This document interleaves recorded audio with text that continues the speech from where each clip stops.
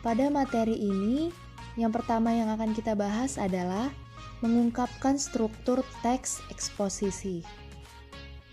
Teks eksposisi merupakan teks yang dibangun oleh pendapat atau opini. Struktur teks eksposisi meliputi 3 bagian. Bagian pertama adalah tesis atau pernyataan pendapat. Bagian yang kedua adalah argumentasi. Dan bagian yang ketiga adalah penegasan ulang. Yang pertama adalah tesis atau pernyataan pendapat, memiliki pengertian yaitu bagian pembuka dalam teks eksposisi. Bagian tesis ini berisi pendapat umum yang disampaikan penulis terhadap permasalahan yang diangkat dalam teks eksposisi. Selanjutnya ada argumentasi. Argumentasi merupakan unsur penjelas untuk mendukung tesis yang disampaikan. Argumentasi dapat berupa alasan logis, data hasil temuan, fakta-fakta, bahkan pernyataan para ahli. Argumen yang baik harus mampu mendukung pendapat yang disampaikan oleh penulis atau pembicara. Dan yang terakhir adalah penegasan ulang.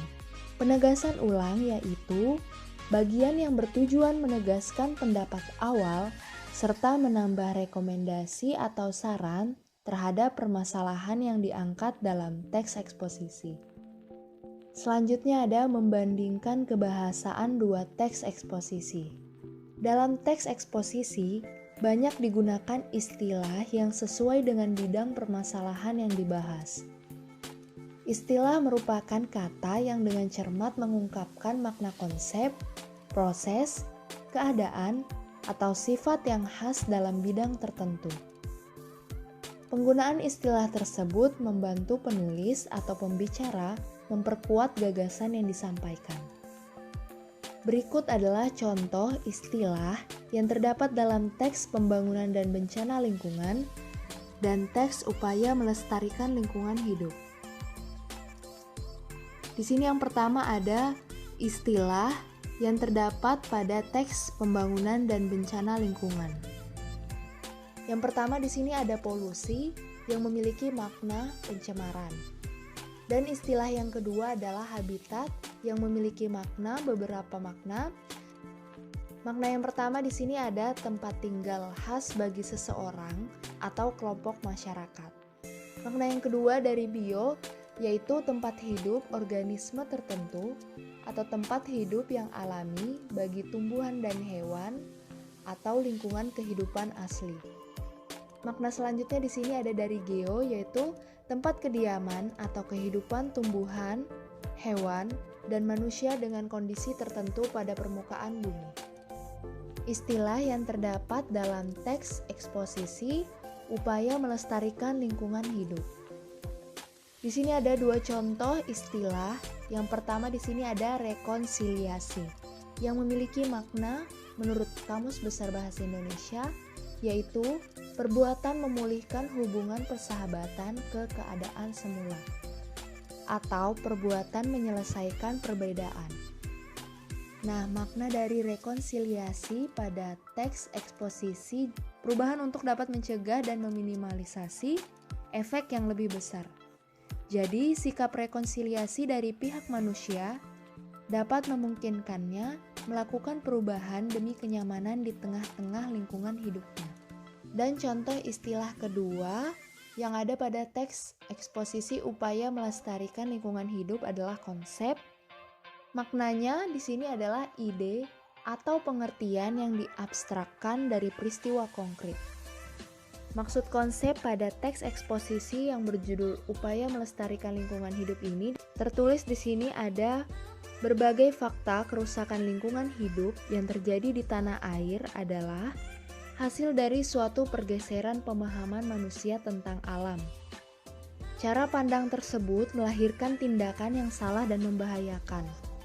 Misalnya, konsep tentang alam sebagai objek. Konsep ini memberi indikasi bahwa manusia cenderung untuk mempergunakan alam seenaknya. Berdasarkan kenyataan demikian, diperlukan suatu perubahan konsep baru. Konsep yang dimaksud adalah melihat alam sebagai subjek.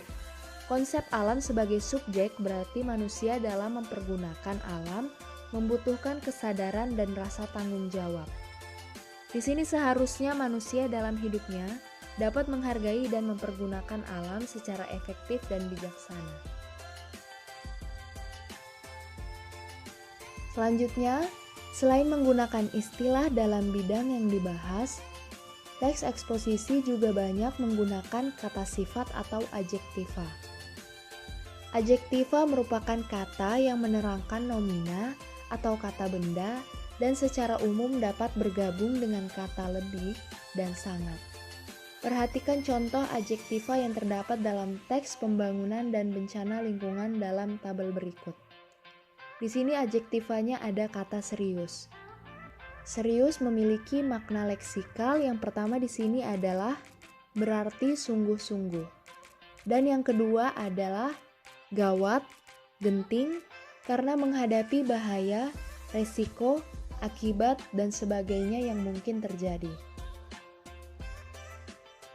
Selain menggunakan adjektiva dalam teks eksposisi, dapat kita temukan perubahan jenis kata karena afiksasi atau pengimbuhan. Afiksasi merupakan suatu proses di mana kata dasar berubah jenis katanya.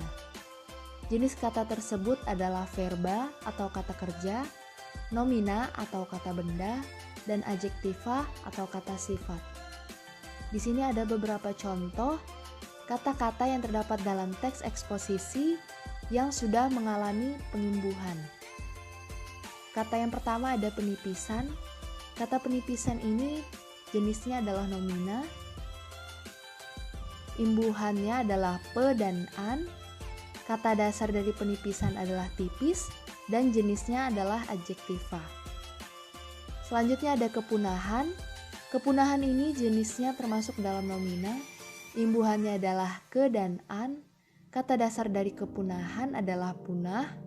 Jenis dari kata dasar punah ini adalah adjektiva. Dan yang terakhir, contoh yang terakhir di sini adalah kerusakan. Kata kerusakan termasuk dalam jenis nomina. Imbuhannya adalah ke dan an. Kata dasar dari kerusakan adalah rusak. Dan jenis dari kata rusak adalah adjektiva. Dalam teks eksposisi banyak digunakan kalimat verbal, yaitu kalimat berpredikat verba. Kalimat lainnya, kalimat nominal, kalimat berpredikat nomina, adjektiva, numeralia, atau adverbia jarang digunakan dalam teks eksposisi. Di sini ada contoh kalimat verbal. Yang pertama ada bumi saat ini sedang menghadapi berbagai masalah lingkungan yang serius. Dan jenis kalimat verbalnya adalah kalimat aktif transitif. Dan yang kedua di sini ada contoh kalimat masalah lingkungan di atas merupakan masalah serius yang harus segera diatasi. Dan jenis kalimat verbalnya adalah kalimat aktif intransitif. Apa sih kalimat aktif transitif dan kalimat aktif intransitif? Kalimat aktif transitif adalah kalimat yang memiliki atau menghadirkan fungsi objek. Kalimat aktif transitif biasanya berawalan me atau men. Kalimat ini berupa kalimat aktif yang dapat diubah ke dalam kalimat pasif. Di sini ada contohnya. Kalimat aktif, setiap siswa harus memiliki sifat terpuji. Dan kalimat pasifnya, sifat terpuji harus dimiliki oleh setiap siswa. Kalimat pertama merupakan kalimat aktif transitif, subjeknya adalah setiap siswa, predikatnya adalah harus memiliki, dan objeknya adalah sifat terpuji. Kalimat kedua merupakan bentuk pasifnya. Subjeknya adalah sifat terpuji, predikatnya adalah harus dimiliki, dan objeknya adalah setiap siswa. Selanjutnya adalah kalimat aktif intransitif. Berbeda dengan kalimat aktif transitif, kalimat aktif intransitif tidak memiliki atau tidak menghadirkan objek. Jika predikatnya berawalan me atau men, kalimat tersebut tidak dapat diubah ke dalam bentuk pasif. Di sini ada contohnya, adik menangis, Pesawat itu mengudara dengan sempurna. Kalimat pertama, subjeknya adalah adik, predikatnya adalah menangis. Kalimat kedua, subjeknya adalah pesawat itu, predikatnya adalah mengudara, dan keterangannya adalah dengan sempurna.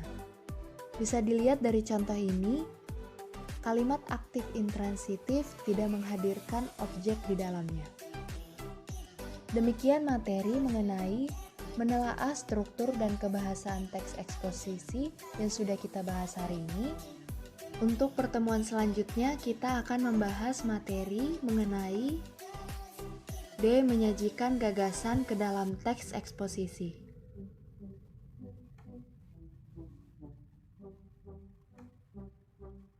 Sekian dan terima kasih. Tetap semangat dan selalu jaga kesehatan. Saya akhiri pembelajaran hari ini.